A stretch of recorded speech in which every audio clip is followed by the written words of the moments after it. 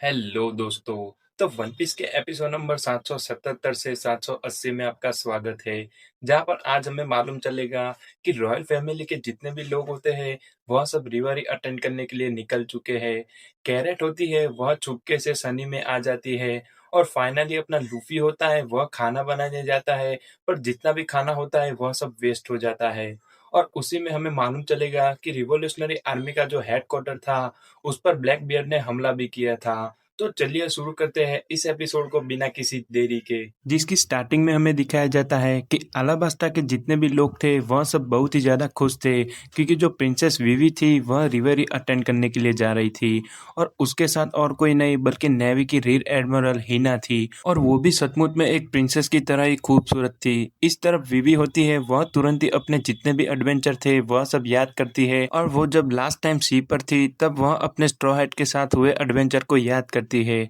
इस तरफ उसके पापा थे वह भी उसके साथी थे, पर वह बहुत ही ज़्यादा बीमार थे। तब वहाँ पर अपना पैल होता है वह उनसे कहता है कि हमें वापस चलना चाहिए, लेकिन जब से वो निको रॉबिन से मिले थे उन्हें मालूम चल गया था कि अलाबास्टा है उसकी भी वर्ल्ड सेंचुरी में कोई ना कोई पार्टिसिपेंट जरूर है और वह यही जानना चाहते थे कि आखिरकार तब हुआ क्या था। और लास्ट में सर चीन जाओ होते हैं, उसका सेक्रेटरी भी कहता है कि हमें रिवेरी अटेंड करनी होगी और रियू के पैलेस में अपने प्रिंसेस शिरा होशी होती है वह तो बहुत ही ज़्यादा डरी हुई थी। वहाँ पर जितने भी उसके सोल्जर होते हैं वह सब उसे समझाते हैं कि हमें रिवरी देखने जाना ही होगा, नहीं तो वहाँ पर जितने भी ह्यूमंस हैं वह सब सोचेंगे कि फिशमैन आइलैंड के लोग हैं वह सचमुच में बहुत ही ज़्यादा खतरनाक और वह ह्यूमन से दोस्ती करना नहीं चाहते। तभी शिरा होशी होती है वह याद करती है कि उसने भी लूफी से प्रॉमिस किया था कि जब वह उसे दूसरी बार मिलेगी तो वह क्राई बेबी नहीं होगी और सचमुच में बहुत ही ज़्यादा बहादुर होगी। और लास्ट में हमें वापस प्रेजेंट शिप दिखाया जाता है जहाँ पर चॉपर था वह शिप को चला रहा था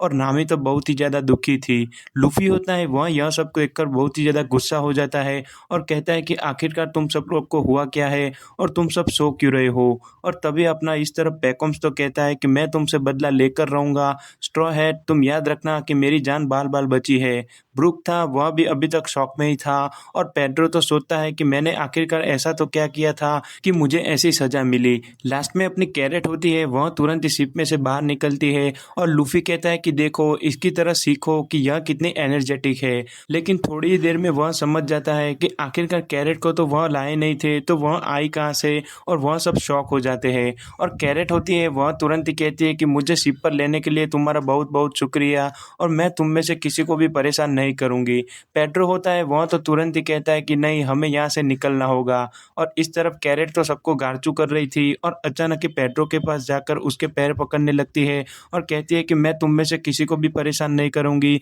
बस मुझे तो एक छोटा सा सी एडवेंचर करना है। और वह इतना ही कहकर कहने लगती है कि देखो मैं अपने लिए कैरेट का जूस भी लाई हूँ, मेरे खाने के लिए एक कैरेट भी लाई हूँ और तुम में से किसी को भी कोई तकलीफ नहीं पड़ेगी। अपना जो पैकम्स होता है वह तुरंत ही कहता है कि इतना खाना तुम कितनी देर तक चला लोगी और उसमें से अपना लूफी होता है उसने तो उसका गाजर खा भी लिया था। कैरेट होती है वह तुरंत ही देखती है कि उसका गाजर उसने खा लिया और वह तुरंत ही लूफी की तरफ भागती है और कहती है कि आखिरकार तुम्हारी हिम्मत कैसे हुई और तुरंत ही उसका गला पकड़ लेती है। वह उसका गला काट ही रही थी कि नामी होती है वह लूफी से कहती है कि तुम्हें उसके माथे पे हाथ रखना होगा जिससे वह शांत हो जाएगी। और जैसे ही लूफी उसके माथे पे हाथ रखता है अपनी कैरेट होती है वह एकदम शांत हो जाती है और पेड्रो को मालूम था कि अपनी कैरेट है वह सचमुच में बहुत ही ज़्यादा स्ट्रांग है और वो कोई भी प्रॉब्लम क्रिएट नहीं करेगी। फाइनली नामी होती है वह कहती है कि मैं खाना बनाने जा रही हूँ और इस तरफ कैरेट कहती है कि क्या सचमुच में हमारे पास खाना भी है, पर वह तुरंत ही कहती है कि तुम सबके पास से मैं 5-5 हज़ार बेरिस लूंगी।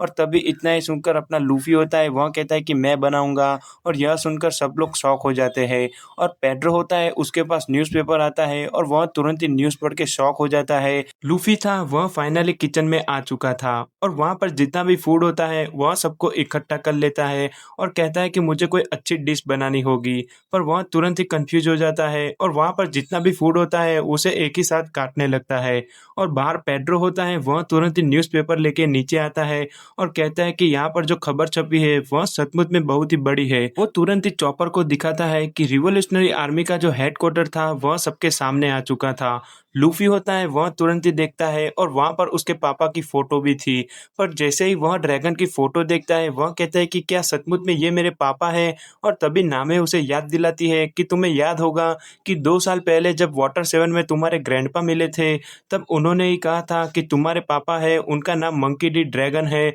और वह रिवॉल्यूशनरी आर्मी के चीफ है। और तभी उसे मालूम चलता है कि यहाँ पर जो हेडक्वार्टर्स था, उसे डिस्ट्रॉय करने वाला और कोई नहीं बल्कि ब्लैक बियर्ड था। और वह इतना ही देखकर और भी ज़्यादा एनॉय हो जाता है और सोचता है कि हर बार ब्लैक बियर्ड होता है, वह उसकी फैमिली में टांग अड़ाता है। लेकिन नामी सोच रही थी कि आखिरकार एक एम्परर को रिवॉल्यूशनरी आर्मी के साथ क्या दुश्मनी हो सकती है। और तभी अचानक वहाँ पर जो शिप होता है, उसके किचन में आग लग जाती है और जितने भी लोग होते हैं वह सब डर जाते हैं। और हाँ दोस्तों, इनके बुरे दिन स्टार्ट हो चुके हैं क्योंकि लूफी था, उसने जितना भी खाना था उस सबको जला दिया था और वहाँ पर किचन में आग भी लग गई थी। पर उनका इतना नसीब था कि वहाँ पर अचानक ही बारिश गिरने लगी और वह सब बच गए। और फाइनली हमें ज़ो आइलैंड का सीन दिखाया जाता है जहाँ पर जो छोटा सा मंकी होता है, उसने कैरेट के सारे राज खोल दिए थे और वह तुरंत ही वांडा को बताता है कि वह मुझे कहकर गई थी कि तुम किसी को भी थोड़ी देर के लिए मत बताना, और उसने यही कहकर मुझे यहाँ से निकाल दिया था। पर तुरंत ही अपना जो छोटा सा मंकी था, उसे और कुछ नहीं बल्कि रिश्वत दी गई थी। और वांडा होती है, वह तुरंत ही कहती है कि आखिरकार तुम्हारे पास जो छोटे से केले हैं वह कहाँ से आए हैं। पर अपना जो मंकी था वह सचमुच में बहुत ही ज़्यादा भोला था। वो तुरंत ही वांडा से कहता है कि ये केले तो मुझे बस गिफ्ट में मिले हैं, और कैरेट ने कहा था कि यह सचमुच में बहुत ही ज़्यादा अच्छे भी हैं। और इस तरफ डॉग ड्यूक थे, वह बहुत ही ज़्यादा टेंशन में थे क्योंकि भले ही जैक था वह हार चुका था, पर उसकी गारंटी क्या थी कि वह वापस नहीं आएगा। और दोस्तों, पहले तो मुझे भी नहीं लगा था कि वह आएगा, पर इस तरफ हमें अंडर सी का एक सीन दिखाया जाता है जहाँ पर जैक था वह सचमुच में वहाँ पर डूबा हुआ था क्योंकि वह डेविड फ्रूट यूजर था। पर उसकी आंखें थी वह खुली थी और वह एकदम कॉन्शियसनेस में था, और वह तुरंत ही सोच रहा था कि जल्द से जल्द कोई आओ और मुझे ऊपर उठा लो। और फाइनली ये जो न्यूज़ थी वह काइडो को मिल चुकी थी। वहाँ पर उसके जितने भी सोल्जर्स थे वह सब उसके सामने खड़े थे, और काइडो था वह बहुत ही तेजी से पी रहा था और उसका जो टेंशन था वह बढ़ रहा था क्योंकि उसके साथ डो फ्लेमिंगो था, वह हार चुका था और उसके सामने दो पोस्टर थे। पहला था अपना ट्रफाल्गर लॉ और दूसरा पोस्टर था लूफी का। और वह तुरंत ही सोचता है कि आखिरकार तुम लोग हो, वह इतने आसानी से कैसे उसे हरा सकते हो, क्योंकि डोफी ने मुझे वादा किया था कि हम दोनों साथ में मिलकर पूरी की पूरी दुनिया को तबाह कर देंगे। और इतना ही बोलकर वह वापस पीने लगता है। और वहाँ पर एक सोल्जर होता है, वह कहता है कि आपको उन्हें अंडर एस्टिमेट नहीं करना चाहिए क्योंकि वह वर्स्ट जनरेशन के पायलट मेंबर है। और इतना ही सुनकर अपना काइडो होता है, वह तुरंत ही बहुत ही ज़्यादा गुस्सा हो जाता है और कहता है कि आखिरकार तुम्हारी हिम्मत कैसे हुई कि तुमने मेरे सामने उसका नाम लिया। और इतना ही कहकर वहाँ पर जो दो सोल्जर होते हैं उसके काइडो बहुत ही पावरफुल अटैक मारता है और वह दोनों को ही छेद गिराकर सीधा का सीधा सी की तरफ फेंक देता है। और वह तुरंत ही बहुत ही ज़्यादा गुस्सा हो जाता है और कहता है कि अगर तुम्हें लगता है कि तुम मेरे सामने पायलट बनकर खेल सकते हो तो यह तुम्हारी सबसे बड़ी गलती है, क्योंकि तुम्हें मालूम नहीं है कि मैं कौन हूँ। और जिस दिन ये वर्स्ट जनरेशन के पायलट मेरे सामने आएंगे उन सबको मैं दिखा दूंगा कि मैं काइडो द बीस्ट हूँ और इस दुनिया का सबसे स्ट्रॉन्गेस्ट क्रिएचर हूँ। और इतना ही कहकर वह तुरंत ही किड की तरफ देखता है और कहता है कि अच्छा होगा अगर तुम बता दो अपने वर्स्ट जनरेशन के पायलट्स को कि यहाँ पर जो पायलट है वहाँ कोई गेम नहीं है, और एक दिन उन सबको मैं बता दूंगा कि यहाँ पर सबसे स्ट्रॉन्गेस्ट कौन है। और हमें दिखाया जाता है कि जो किड था वह ऑलरेडी काइडो के सामने हार चुका था। फाइनली हमें वापस स्ट्रॉ हैट की शिप का सीन दिखाया जाता है जहाँ पर लूफी था, उसने खाना तो बनाया था लेकिन खाने का टेस्ट इतना खराब था कि पूरी की पूरी शिप उछल जाती है। नामी होती है, वह तुरंत ही फूड स्टोरेज में जाकर चेक करती है और वहाँ पर कुछ भी नहीं बचा था, और वह तुरंत ही लूफी पर गुस्सा हो जाती है और उसे पंच भी मार देती है। और स्ट्रॉ हैट के जितने भी दूसरे मेंबर थे उन सबको भी खाना नहीं मिला था और वह सब बहुत ही ज्यादा भूखे थे। कैरेट थी, वह तो तुरंत ही वहां पर जो लिक्विड होता है उसे चाटने जाती है, पर नामी होती है वह उसे रोक लेती है और कहती है कि नहीं, हमें यह सब नहीं खाना चाहिए, नहीं तो हम यहाँ पर ही खत्म हो जाएंगे। और लूफी था, वह तो अपनी अनकॉन्शियस में आ गया था और चॉपर को ही खाना समझ के उसे काटने लगा था क्योंकि उसने अपने ही पैर पर कुल्हाड़ी मार दी थी। और इस एपिसोड में तो लूफी की बहुत ही ज्यादा पिटाई होती है। वन बाय वन जितने भी लोग होते हैं वह सब उस पर गुस्सा थे क्योंकि उसने जो किया था वह सचमुच में बहुत ही ज्यादा अनफॉरगिवेबल था। और अपना पेड्रो होता है, वह तुरंत ही देखता है कि उसे एक छोटा सा आइलैंड दिख गया था और नामी तुरंत ही समझ जाती है कि यह वही आइलैंड था जो उसने मैप पर देखा था, और उसे लगा कि यहाँ पर उन्हें कुछ ना कुछ तो खाने की ज़रूर मिल जाएगा। और इस आइलैंड को देखकर जितने भी लोग होते हैं वह सब बहुत ही ज़्यादा खुश हो जाते हैं और लूफ़ी कहता है कि फाइनली हमें फूड मिल ही जाएगा। पर तभी वहाँ पर पैकॉम्स आता है और वह कहता है कि तुम उस आइलैंड पर नहीं जा सकते, क्योंकि वह जो आइलैंड है वह मरीन्स का है और वह उस आइलैंड से होल केक आइलैंड पर निगरानी रखते हैं। तो तुम अगर सोच रहे हो कि तुम वहाँ से खाना ले पाओगे, तो यह तुम्हारी सबसे बड़ी गलती है, क्योंकि वहाँ पर जो मरीन के सबसे बदमाश सोल्जर होते हैं उन सबको डिसिप्लिन दिया जाता है और उन्हें वहाँ पर ही ट्रेनिंग दी जाती है। पर लूफ़ी था, उसे तो बस खाना चाहिए था और उसे यह मालूम भी नहीं था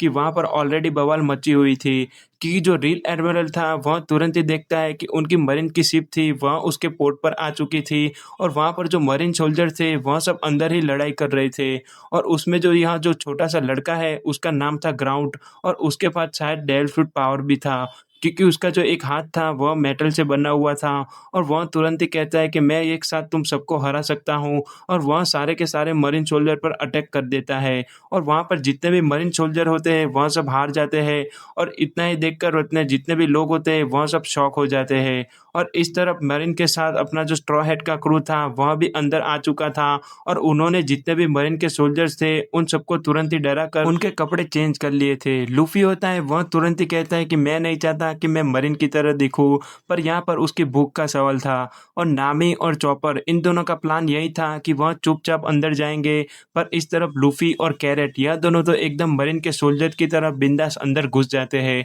और फाइनली जो रीड एडमिरल होता है वह अपने गार्ड के साथ बात कर रहा था और वह तुरंत ही कहता है कि आखिरकार तुमने कैसा सोल्जर भेजा है जो बहुत ही ज्यादा बदमाश है और वह किसी से कंट्रोल भी नहीं हो रहा है। और गार्ड को भी मालूम था कि वहां पर ग्राउंड है वह सचमुच में बहुत ही ज्यादा पावरफुल था, बस उसे थोड़ा सा डिसिप्लिन चाहिए था। और वहां पर वह तुरंत ही रीड एडमिरल के सामने शांति से बैठा था और चिल मार रहा था। पर तुरंत ही जैसे रीड एडमिरल उसे कहता है कि अगर तुम कुजान के बेटे हो या कुजान के कोई रिलेटिव हो तो तुम्हें मालूम होना चाहिए कि उसके आज क्या लफड़े चल रहे हैं। और इतना ही सुनकर वह और भी ज़्यादा गुस्सा हो जाता है और वहाँ से निकल जाता है और उसे मालूम था कि यहाँ पर उसे क्या करना है, क्योंकि वह ऑलरेडी सबसे स्ट्रॉन्गेस्ट था। और जैसे ही वह किचन में जाता है वहाँ पर जितने भी लोग होते हैं उन सबके साथ लड़ाई स्टार्ट कर देता है और तभी उसके पीछे एक मरीन का बड़ा सा सोल्जर आता है और वह कहता है कि तुम्हें पहले मुझसे लड़ना होगा। पर रियलिटी में वह दोनों दोस्त थे और वह तुरंत ही कहता है कि क्या सचमुच में तुम भी यहाँ पर हो। और वह तुरंत ही देखता है कि उसका एक दूसरा फ्रेंड जो जाबा